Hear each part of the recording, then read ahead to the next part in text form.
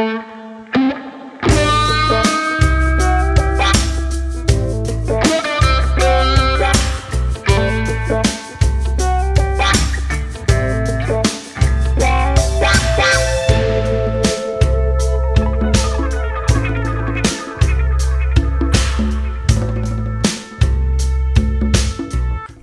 is the GameMax Amethyst. Now, GameMax as a brand have only been around in the UK for a few years, but they're already gaining a reputation for making quality cases. A full tower case at a size of 198 by 505 by 507mm, it's certainly a substantial size and won't be for everyone's taste.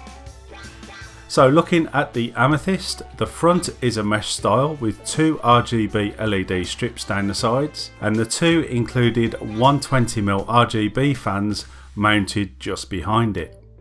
There are two 5¼ inch drive bays at the top, and there's a drive cage installed to complement these. However, this is removable to allow for a third fan to be mounted to the front. This also means that not only will the case support a 240mm radiator on the front, but a 360mm will fit if needed. Unfortunately, 140mm fans and radiators are not supported.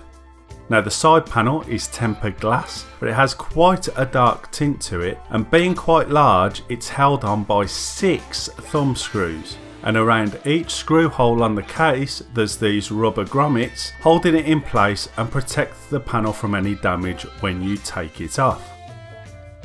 Now, looking inside, the build quality is excellent. The material used is high quality and there are no sharp edges anywhere.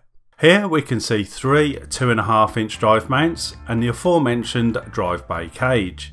So there are plenty of holes here for cable management. Some have got rubber grommets on, including one large one at the bottom for the power supply cables. Now, unfortunately, there is no PSU shroud, which, with it being a large glass side panel, it would have been really nice to see.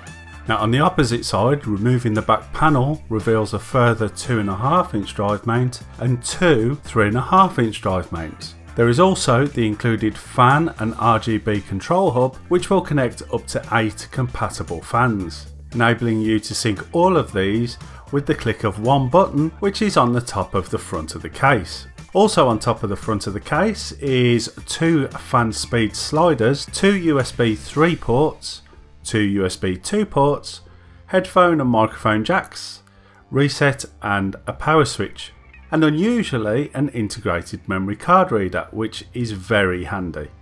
Also on the top is a magnetic dust filter covering the top fan mounts, which will take either two 120mm fans or a single 240mm radiator. Now, looking from the back, we can see that the case is elevated quite high off the surface of the desk with these feet. The power supply is mounted at the bottom, with this removable dust filter sliding in and out of position quite easily. Looking up the case, we can see there are 7 PCI bay covers and a 120mm fan or radiator mount, which can be positioned at 3 different heights to suit your build. Again, no 140mm fan support, which is a shame for a case this size. Now, building in this was relatively easy in the main chamber of the case. There's plenty of room to work in, although cable management was a little tricky around the back. It was quite deceptive as to how shallow the back of the case is for this, but there are a lot of tie down points in the back to help you organise your cables properly.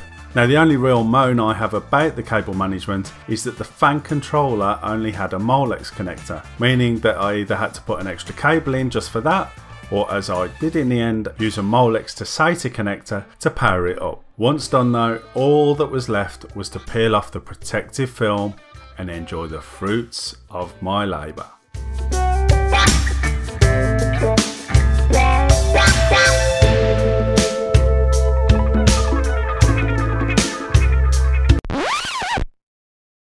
Oh.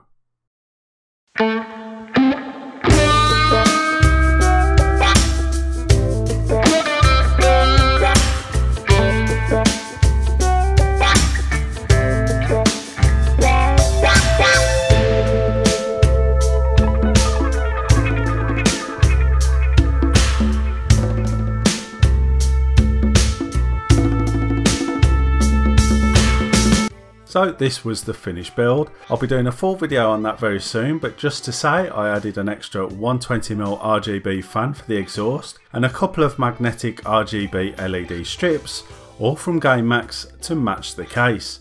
Although the strips didn't really show all that well thanks to the heavy tint on the window.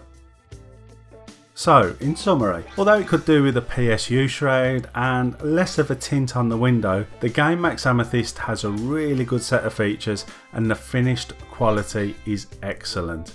And if you're in the market for a large gaming case, I'd say it's well worth the money if you can pick it up for around the £60 mark that I got it for. So I'll leave a link to this product in the description below. Please don't forget to use our Amazon and Overclockers links, it really does help to keep the channel going. Don't forget to give this video a like if you liked it. There's a lot more to come on the channel, including more PC builds and reviews. The best way to make sure you don't miss any of those is to hit that subscribe button below. Doesn't cost a thing. So thanks for watching and I will see you later.